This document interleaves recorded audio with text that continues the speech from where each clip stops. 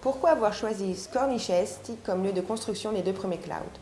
En réalité, ce ne sont pas les premiers clouds. Nous avons plusieurs projets en cours, chacun avec ses difficultés bureaucratiques, techniques ou de nature diverses, que je n'exposerai pas ici pour manque de temps.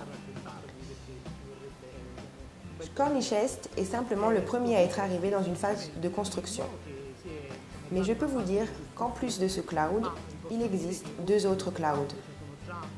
L'un prêt pour la construction et l'autre qui est sur le point d'obtenir le permis de construction. Plus encore, deux autres en phase d'acquisition.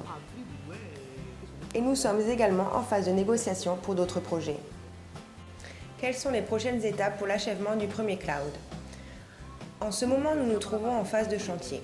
Les étapes sont donc l'arrivée des matériaux sur le chantier. Il a été réalisé la route ces jours-ci et est en construction les murs de délimitation et la mise en place de l'éclairage. Ce sont les bases pour permettre ensuite l'installation des panneaux. La phase d'approvisionnement a donc déjà été finalisée et petit à petit arriveront les matériaux.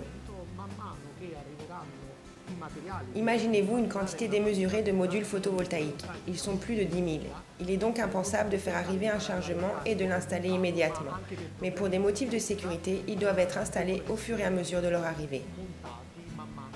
Il y a donc une complexité logistique à prendre en considération dans ce projet. Tandis que la complexité bureaucratique, au contraire, était plutôt à surmonter. La complexité bureaucratique a été dépassée. Nous en rencontrerons encore, surtout dans la phase d'activation et au moment de la liaison formelle avec le fournisseur de l'énergie électrique locale.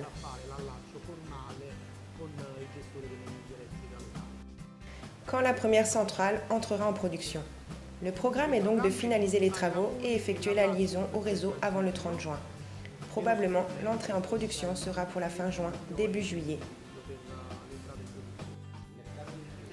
Dans le cas où la structure subit des dommages, comme un incendie ou encore des dégâts dus au mauvais temps, mon argent est-il perdu?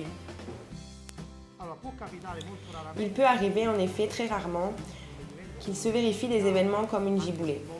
Et étant donné que les panneaux sont certifiés, ils ne peuvent donc être endommagés de ce fait. Cependant, il peut exister des pannes de différentes origines, mais comme pour n'importe quelle structure industrielle ou machine, il existe des assurances spécifiques au secteur industriel. Il sera certainement stipulé des assurances de ce type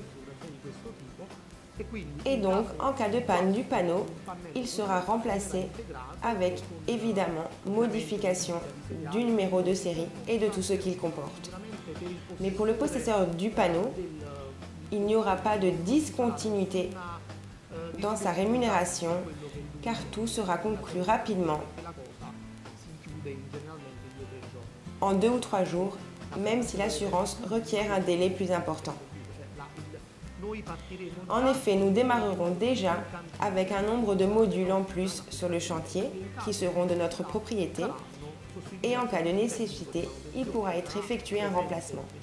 Ce remplacement sera effectué par le service technique et de manutention présent 24 heures sur 24 sur chaque cloud, ce qui permettra des remplacements rapides dans la journée au maximum.